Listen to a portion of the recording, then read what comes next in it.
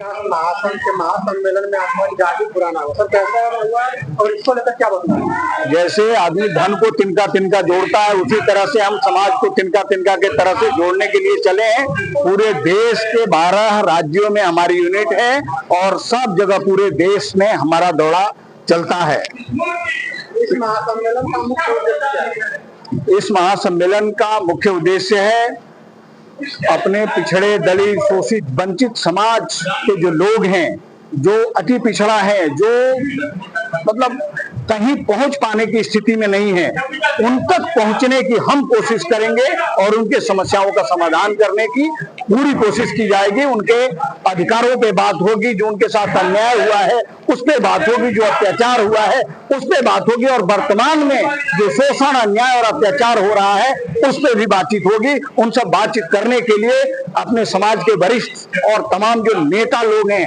उनको हमने बुलाया है, उनके बीच में हम अपनी बात रखेंगे। सम्मेलन के बाद आगे क्या कदम उठाए जाएंगे? सम्मेलन के बाद पूरे देश में पिछड़ा दलित महासंघ का आंदोलन जारी होगा।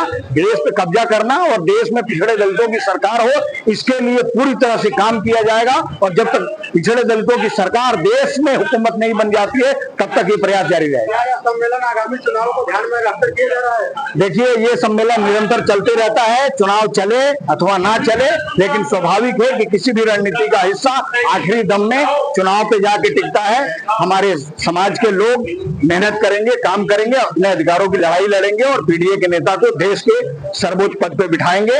सर, एक सवाल और है, क्या आपका संगठन किसी खास राजनीतिक पार्टी के साथ जुड़ा हुआ है? किसी राजनीतिक पार्टी के साथ नहीं जुड़ा हुआ है, लेकिन पीडीए की जो बात करेगा हम उसके साथ खड़े होंगे। ये जरूर संगठन का मिशन है।